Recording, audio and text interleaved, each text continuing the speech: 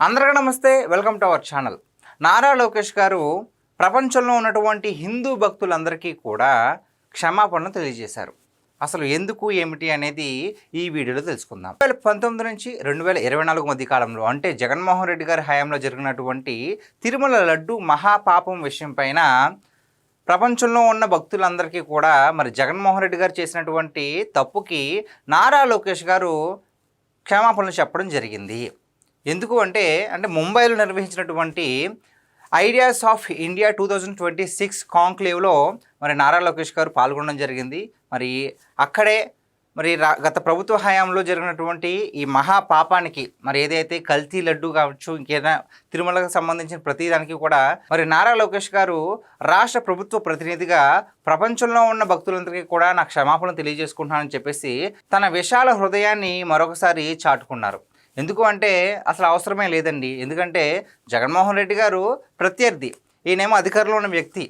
అయితే మరి ఈయన ఎందుకు క్షమాపణలు చెప్పాల్సిన అవసరం ఉందా అంటే ఆయన చెప్పిన ఎక్స్ప్లెనేషన్ ఏంటంటే, ఓకే అఫ్కోర్స్ మేము 2019లో అంటే అధికారంలో లేకపోయినా ఈ తప్పు జరిగింది, ప్రజెంట్ మేము అధికారంలో ఉన్నాము, సో ఇక మీదట తప్పు జరగకుండా మేము చాలా కఠిన చర్యలు అయితే తీసుకోబోతున్నాము, కఠిన నిబంధనలు అయితే నిర్వహించబోతున్నాము. ఏదైతే కల్తీనే వ్యవహారం ఉందో, మరి ఏ విధంగా తప్పు జరిగిందో ఆ తప్పు మళ్ళీ పునరావృతం కాకుండా ఎలాంటి కఠిన చర్యలు తీసుకోవాలో ఇప్పటి నుంచి కూడా చాలా అంటే చాలా పక్కాగా మరి నిబంధనలు కూడా మేము పెట్టగలుగుతున్నాము అని చెప్పేసి నారా లోకేష్ గారు ప్రకటించడం జరిగింది. అయితే ఎంతమంది హిందువుల మనోభావాలు దెబ్బతిన్నాయో మనందరికీ తెలుసు. ఎందుకంటే లడ్డు అనేది కేవలం ప్రసాదంగా మనం ఎవరో భావించలేదు. ఎందుకంటే మొత్తం ఆ వెంకటేశ్వర స్వామి ఆశీస్సులుగానే మనం భావిస్తూ ఉంటాం. ఎవరో తెలియని వ్యక్తికి కూడా మనం ప్రసాదం ఇస్తాము, ఎవరో తెలియని వ్యక్తి దగ్గర కూడా మనం ప్రసాదం తీసుకుంటాము. ఎందుకంటే ఆ వ్యక్తి గురించి కాదు, ఆ ప్రసాదం గురించి, ఆ ప్రసాదం యొక్క ప్రతిష్ఠ గురించి, ఆ ప్రసాదంపై ఉన్నటువంటి మరి గౌరవం మీద మనం ఆ విధంగా చేస్తాం.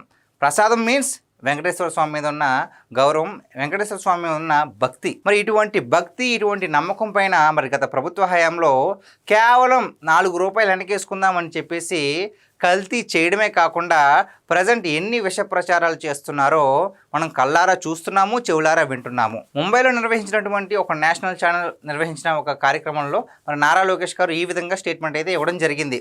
అయితే ఈయన ఏం చెప్తున్నారు అంటే, హిందువులు ఎక్కడెక్కడి నుంచో మరి ప్రపంచ దేశాల నుంచి కూడా వెంకటేశ్వర స్వామి గుడికి వచ్చి ఆ స్వామివారి ఆశీర్వాదాన్ని తీసుకొని తీర్థ ప్రసాదాలు స్వీకరించి ప్రసాదాన్ని కూడా మరి ఇంటికి పట్టుకెళ్ళి వాళ్ళకు కూడా ప్రసాదాన్ని పంచుతూ ఉంటారు. అదంటే ఇదంతా ఒక నమ్మకం. మరి ఈ నమ్మకం పైన గత ప్రభుత్వ హయాం వారు ఏ విధంగా దెబ్బ కొట్టారో మరి సిబిఐ ఇచ్చినటువంటి ఛార్జ్ షీట్లో మనకు క్లారిటీగా తెలిసింది. కెమికల్స్ లప్సాల్ అంటే టాయిలెట్ క్లీనర్స్లో యూజ్ చేసేటువంటి కెమికల్స్ని కూడా లడ్డూ ప్రసాదంలో మరి ఆ శాంపుల్స్ కనిపించాయి అంటే ఇంక వీళ్ళని ఏమనాలి, ఇంకా మాటలు లేవన్నమాట. అంటే ఈ విధంగా అనొచ్చు అన్నాను కూడా మాటలు రావట్లేదు. కేవలం హిందువుల మీద ఉన్న వ్యతిరేకత వల్ల మాత్రమే ఈ విధంగా జరిగింది అని చెప్పేసి ప్రతి ఒక్క హిందువు నమ్ముతున్నాడు. ఎందుకంటే వాళ్ళు స్కాములు చేయాలనుకుంటే చాలా స్కాములు ఉన్నాయి, చాలా వాటిలో చేసుకున్నారు, ఇప్పుడిప్పుడు బయటపడుతున్నాయి. అయినా సరే తిరుమల తిరుపతి దేవస్థానం మీద టార్గెట్ చేసి మన గత 5 ఏళ్లలో మరి అన్యమతస్తులను నియమించడం కావచ్చు, లేదంటే వేరే వేరే చోట్ల ఇంకా ప్రతి ఒక్క దాంట్లో కూడా ఏ విధంగా దోచుకోవాలో ఆ విధంగా దోచేసుకున్నారండి. షాల్స్ విషయంలో కావచ్చు, మరి గోవిందరాజుల స్వామి గోపురం దగ్గర బంగారు తాపడం కావచ్చు, ఇంకా చాలా విషయాల్లో అయితే ఎస్పెషల్లీ తిరుమల తిరుపతి దేవస్థానం మీద కక్ష కట్టారు అని చెప్పేసి భక్తులందరూ నమ్ముతున్నారు. ఇటువంటి పరిస్థితి మళ్ళీ రాకుండా ఉండాలి అంటే కఠిన చర్యలు తీసుకునేలాగా మేము మరి చర్యలు తీసుకుంటున్నాము. ఇక మీదట అటువంటి తప్పు జరగదు. నెయ్యిని చెక్ చేయడానికి, ప్రసాదాల మొత్తం క్వాలిటీ మొత్తం చెక్ చేయడానికి కేంద్ర స్థాయిలో మన దేశంలోనే చాలా ఉన్నత స్థాయి పరీక్షా కేంద్రాలను నిర్వహించబోతున్నాము అని చెప్పేసి నారా లోకేష్ గారు చెప్పడం జరిగింది.